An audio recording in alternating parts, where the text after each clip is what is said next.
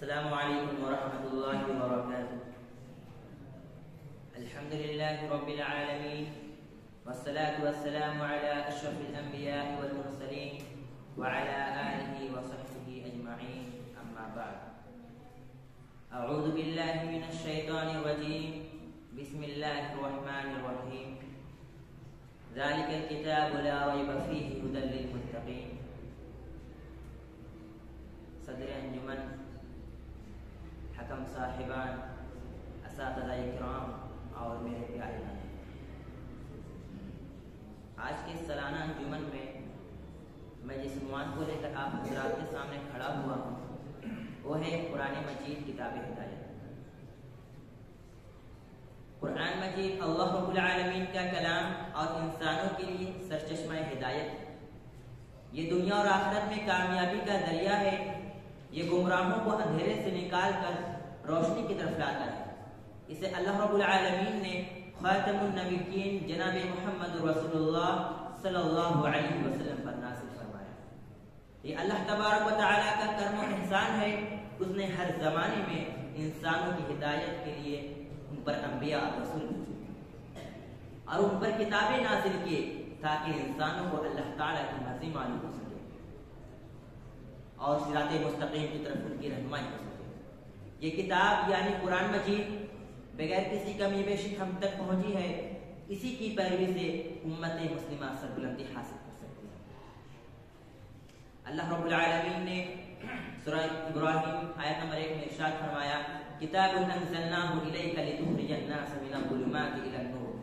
ہم نے آپ کی طرف ایک کتاب نازل کی تاکہ آپ لوگوں کو اندھیروں سے نکال کر روشنی کی طرف لائیں۔ اسی طرح دوسری جگہ ارشاد فرمایا، ذالک الکتاب لا ریب فیہ ھدی للمتقین۔ اس کتاب پر کوئی شک نہیں کہ یہ اللہ کی طرف سے ہے اور متقیوں کی ہدایت ہے۔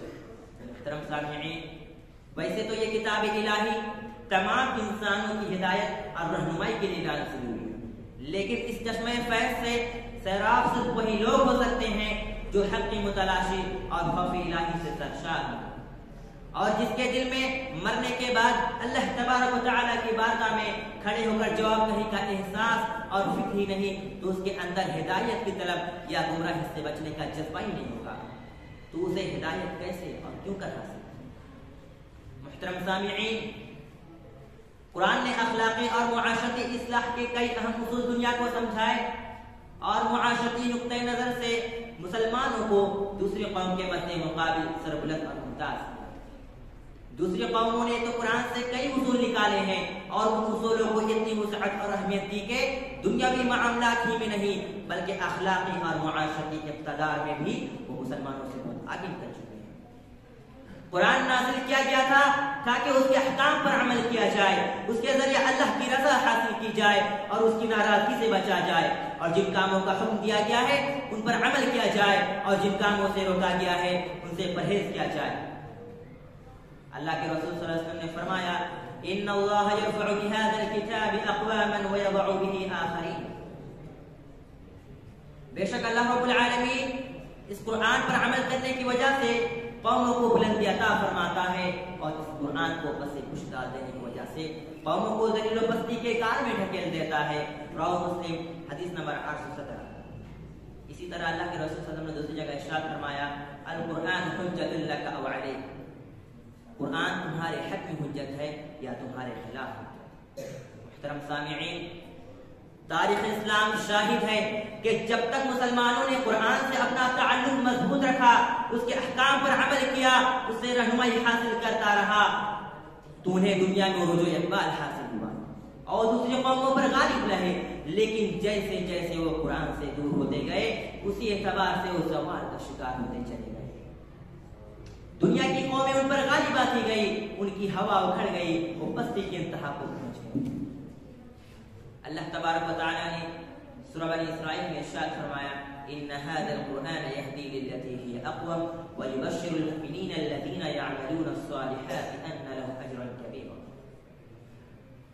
بے شک یہ قرآن اس راستے کی رہنمائی کرتا ہے جو بالکل سیدھا ہے، اور جو لوگ اس پر ایمان لاتے ہیں اور نیک عمل کرتے ہیں انہیں خوشخبری دیتا ہے کہ ان کے لیے بڑا اجر ہے۔ لیکن افسوس صد افسوس، آج ہم مسلمان اس قرآن کو پڑھ کر اس کے معنی اور مفاہیم کو سمجھنے کے بجائے، اس کے احکامات پر عمل کرنے کے بجائے اسے طاقوں میں سجا کے رکھا ہے۔ کسی نے قرآن کے تعلق سے نظم لکھا ہے، غلط نہیں لکھا ہے، کہ طاقوں میں سجایا جاتا ہوں، آنکھوں سے لگایا جاتا ہوں، کتابوں میں سجایا جاتا ہوں، آنکھوں سے لگایا جاتا ہوں، تعویذ بنایا جاتا ہوں، دھو دھو کر پلایا جاتا ہوں۔ آج ہم مسلمانوں کی حالت کچھ اسی طرح ہے۔ قرآن اس لیے نازل نہیں کی گئی کہ اس کی آیات کو دیوار پر لٹکا دیا جائے، قرآن اس لیے نازل کی گئی ہے کہ اس کے احکامات پر عمل کیا جائے۔ اگر ہم اس کے احکامات پر عمل کریں گے تو ہم دنیا اور آخرت میں کامیاب اور بلند رہیں گے، نہیں تو ہمارا انجام بہت خطرناک ہے۔ آخر میں اللہ رب العالمین سے دعا ہے کہ اللہ تعالیٰ ہم تمام مسلمانوں کو قرآن کو پڑھ کر اس کے معنی اور مفاہیم کو سمجھنے کی توفیق دے۔ آمین۔ وآخر دعوانا الحمدللہ رب العالمین، والسلام علیکم ورحمۃ اللہ وبرکاتہ۔